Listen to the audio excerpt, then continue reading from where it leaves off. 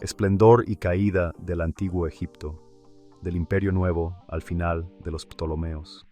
Con la dinastía 18, se inauguró el momento de máximo auge y expansión territorial de Egipto.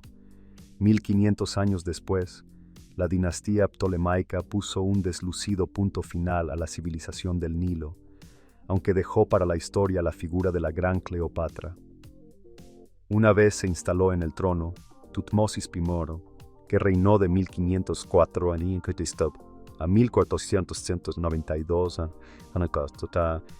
ensanchó las fronteras de Egipto para reforzar el poder imperial, una meta que cumplió con creces.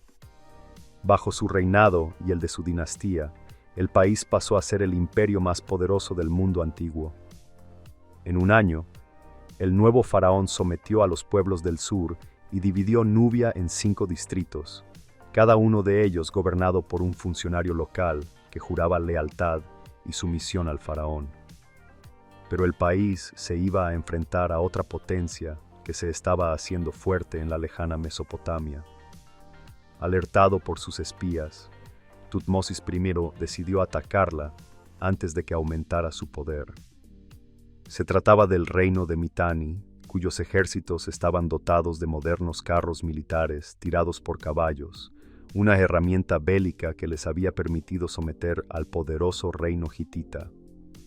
4 años después de ser proclamado faraón, Tutmosis I envió a su ejército a orillas del Éufrates, donde derrotó al de Mitanni. A partir de entonces, el gran río marcó la frontera del imperio egipcio. Tras su muerte en 1382, su sucesor Tutmosis II sofocó una nueva rebelión en Nubia con gran crueldad, ordenando el degollamiento de todos los varones de la región. Durante su reinado, el faraón contó con la ayuda de su hermanastra y consorte, Hatshepsut. Cuando falleció su marido solo 3 años después de acceder al trono, la reina medró en la corte para mantenerse en el trono, apartando del mismo al pequeño Tutmosis III, que era su hijastro.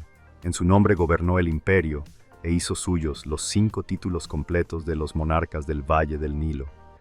Aquella poderosa mujer fue representada en esculturas y estelas, con ropas masculinas y exhibiendo en su mentón una barba postiza. De Akenatón y Tutankamón a los Ramésidas. A su muerte, su hijastro Tutmosis III la sucedió. Una de sus primeras medidas fue organizar un ejército para derrotar a una coalición de príncipes de Siria y Palestina, encabezada por la ciudad de Kadesh, en la batalla de Megiddo, lo que proporcionó a los egipcios un fabuloso botín que incluía 900 carros de batalla y unos 2000 caballos. El papel preponderante del país en el complejo tablero estratégico de Oriente Medio se mantuvo durante 3 generaciones, alcanzando su apogeo con Tutmosis IV. Su nieto, Amenofis IV, 1353-336, impuso el nuevo culto a Atón, el disco solar, cambió su nombre por el de Akenatón y ordenó trasladar la capital del imperio a la nueva Aketatón, en la región de Tel el Amarna, situada en la ribera oriental del Nilo. Tras su muerte, su hijo Tutankamón devolvió la capitalidad a Tebas y retiró el culto monoteísta de Atón a favor del de Amón-Ra, cuyos sacerdotes volvieron a cobrar el protagonismo perdido. En realidad, el nuevo faraón, Tutankamón, no era más que un niño a merced de 2 personajes que movieron los hilos del poder en la sombra. Ay, el hombre fuerte de la corte, y Horemheb, comandante en jefe del ejército. Ambos ocuparían el trono a la muerte del joven Tutankamón, cuyo corto reinado habría sido ignorado por la historia de no ser por el descubrimiento de su tumba, llevado a cabo por Howard Carter y Lord Carnarvon en los años 20 del siglo pasado. La fantástica máscara mortuoria de Tutankamón, una joya que se exhibe en el Museo de El Cairo, el maravilloso busto de Nefertiti, mujer de Akenatón, que alberga un museo berlinés, y las gigantescas pirámides de Giza son los iconos más importantes del Egipto faraónico de los que hoy disfrutamos. El primer faraón de las dinastías ramésidas, la 19 y la 20, fue Ramsés I, que se mantuvo en el trono tan solo 18 meses. Su sucesor fue Seti, un hombre vigoroso que encargó construir muchos monumentos, entre ellos el fabuloso templo de Abidos, antiguo emplazamiento de la realeza egipcia, y un inmenso mausoleo en el Valle de los Reyes, el primero en ser decorado por completo. En el verano de 1278, Seti falleció y le sucedió su hijo Ramsés II, que llegó al trono con tan solo 20 años y se mantuvo en él durante más de 6 décadas. El todopoderoso Ramsés II, en solo 5 años, sus ejércitos conquistaron el territorio que actualmente ocupa Libia, donde establecieron varias colonias y un contingente militar. El faraón abandonó la ciudad de Tebas y se afincó en Memphis para luego trasladarse a Pi-Ramsés, ubicada en la actual ciudad de Cantir, en el delta oriental del Nilo. El todopoderoso Ramsés II mandó ampliar el templo de Luxor, en la antigua Tebas, al que añadió una colosal puerta cuya entrada principal estaba flanqueada por 2 estatuas suyas, acompañadas de sendos obeliscos. Cerca del mausoleo de Ramsés II, en el Valle de los Reyes, se encuentra una gigantesca necrópolis, la Kapovi V, descubierta por el arqueólogo estadounidense Kent R. Weeks en 1995, cuyo interior alberga los restos momificados de los muchos hijos del gran faraón. Su prole fue tan impresionante que los investigadores no se ponen de acuerdo a la hora de establecer cuál fue el número exacto de vástagos que engendró. Los pueblos del mar. A escasa distancia está ubicada la tumba de Nefertari en el Valle de las Reinas, cuya decoración mural representa diversos capítulos del Libro de los Muertos, texto funerario que describe las distintas etapas del viaje de los difuntos hacia el más allá. Esta joya milenaria permaneció cerrada durante años hasta que, en 2016, el gobierno egipcio la reabrió al público para tratar de impulsar el turismo. Tras el fallecimiento del anciano Ramsés II, Egipto vivió más de una década de luchas internas entre sus descendientes. Finalmente, un militar llamado Set-Nacht ascendió al trono, reinando con gran acierto hasta su fallecimiento. Le sucedió su hijo Ramsés III, cuyo reinado se enfrentó a hordas de piratas, los pueblos del mar, que destruyeron parte del litoral mediterráneo de Egipto. Ramsés III los venció en una batalla naval que se entabló cerca de la desembocadura del Nilo, pero su victoria no evitó una profunda crisis económica que dio paso al paulatino declive del Imperio Nuevo. Al final de su vida, Ramsés III sufrió la conspiración de una de sus esposas secundarias, llamada Tigi, que intentó dejar a un lado al príncipe heredero para instalar en el trono a su propio hijo, Pentaur. Pero el complot fracasó y la mayoría de sus cabecillas fueron ejecutados. Los más afortunados salvaron sus vidas, pero les amputaron algunas extremidades. Egipto se divide. En 1069, cuando Ramsés XI falleció, sus sucesores dividieron el país en 2 regiones, el Delta y el Alto Egipto. El otrora poderoso imperio egipcio entró en Barrena. La dinastía ramésida y su sede de gobierno, la ciudad de Pi-Ramsés, se desvanecieron por completo. Desde el siglo XI al IV, la debilidad económica y militar propició la invasión de los libios, cuyos gobernantes desmantelaron Pi-Ramsés para construir la nueva ciudad de Dayanet, que quedó bajo su control.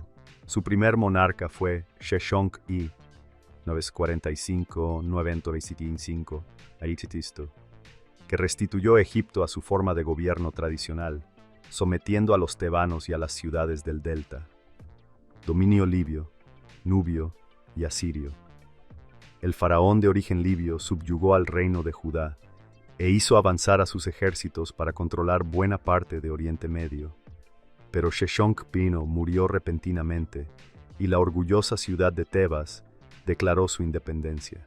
Con ello, aunque no frenó su decadencia, dio una excusa mucho más tarde a los nubios para cruzar la frontera y hacerse con el control del Alto Egipto. Los tebanos capitularon casi sin luchar y el caudillo nubio Piangi subió al trono a continuación. Sus ejércitos derrotaron a los disidentes e impusieron la hegemonía nubia en todo Egipto. Una vez logró la unificación del territorio, Pianhi regresó al sur, a sus tierras en Kush. El imparable ascenso de la poderosa Asiria en Mesopotamia marcó el principio del fin del dominio nubio en el valle del Nilo. Tras la proclamación de Ashardón como rey asirio en 680, sus ejércitos invadieron Menfis. Las ciudades egipcias fueron rebautizadas con nombres asirios y gobernadas por sus hombres. 2 años más tarde llegó al trono asirio Asurbanipal, cuyo reinado marcó el momento de mayor gloria de Asiria. Él fue el que creó la biblioteca de Nínive y el que volvió a penetrar con sus ejércitos en Egipto, obligando al faraón a refugiarse en la ciudad de Tebas.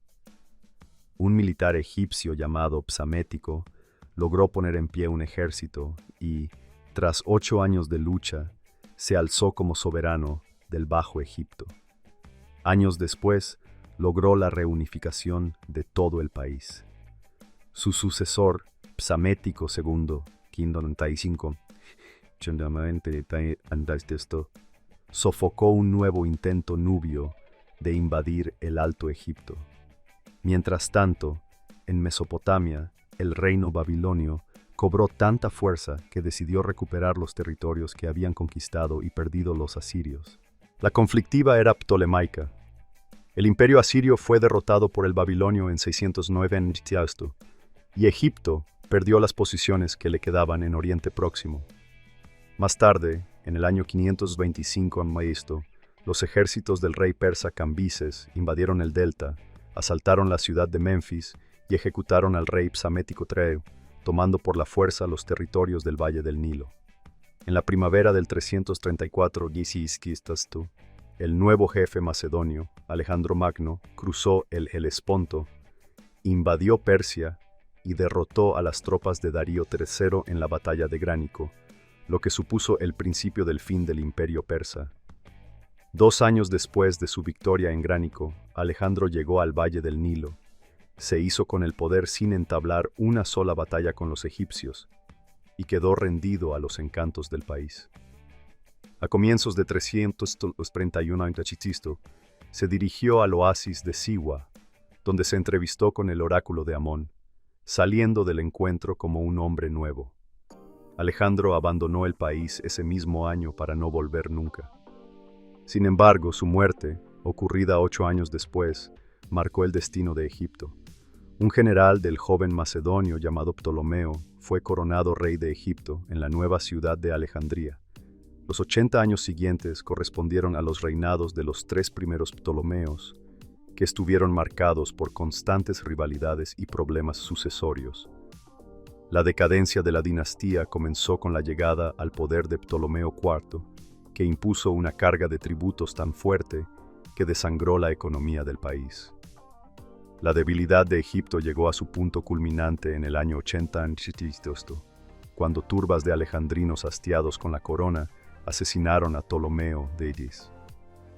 En aquellos tiempos convulsos, una nueva potencia, Roma, movió los hilos de la política egipcia apoyando a uno u otro de los candidatos que se postulaban como reyes del Valle del Nilo. Cleopatra era hija de Ptolomeo XII Dionisio, un monarca impopular que, al morir en el año 52 a.C., dejó a sus hijos bajo la custodia de su amigo Pompeyo. Cleopatra VI fue la última reina del antiguo Egipto de la dinastía tolemaica. Nació hacia 69 a.C. y murió 39 años después. En su testamento, su padre ordenó que contrajera matrimonio con su hermano Ptolomeo XIII, un manejable niño de 10 años que debía tomar el poder cuando alcanzara la madurez. Sin embargo, Cleopatra conservó el trono y se enfrentó a las presiones de Roma, cuyas autoridades exigieron la devolución de las deudas que había contraído la corte egipcia. Julio César aprovechó esa circunstancia para intervenir en el país, aunque la razón principal de su desembarco en Egipto fue atrapar a su gran enemigo en la guerra civil, Pompeyo, que se había refugiado a orillas del Nilo. Cleopatra, el último eslabón. Cuando César llegó a Alejandría, Los hombres de Ptolomeo XIII le ofrecieron la cabeza ensangrentada de Pompeyo, pensando que así se reconciliaban con el romano. Pero su reacción no fue la esperada. César se enfureció por la osadía de los egipcios de decapitar a un romano, aunque fuese su enemigo, y ordenó a sus falanges tomar Alejandría. La presencia de las tropas romanas provocó el levantamiento de parte del ejército alejandrino, que defendía las aspiraciones del joven Ptolomeo XIII. Tras sofocar la revuelta, el romano instigó el asesinato de Ptolomeo e impuso en el trono a la inteligente Cleopatra, cuyo poder de seducción atrapó a César, con quien tuvo un hijo, Ptolomeo Cesarión. Tras el asesinato de César, fue Marco Antonio el que cayó rendido a los pies de Cleopatra, con la que tuvo 3 vástagos. Pero las ambiciones del romano de encabezar un gran imperio oriental, junto a su bella esposa egipcia, fueron frenadas en seco por el joven Octavio. El que años después sería proclamado emperador, Augusto emprendió una guerra civil que culminó con la derrota del ejército de Marco Antonio en la batalla naval de Accio en el año 31 a.C. Los suicidios de Marco Antonio y Cleopatra, así como el asesinato del hijo de esta y César, Cesarión, convirtieron a Octavio Augusto en el líder indiscutible del Imperio Romano, a cuyo territorio se sumó Egipto como una provincia más. Del esplendor de los antiguos faraones solo quedó desde entonces un vago recuerdo.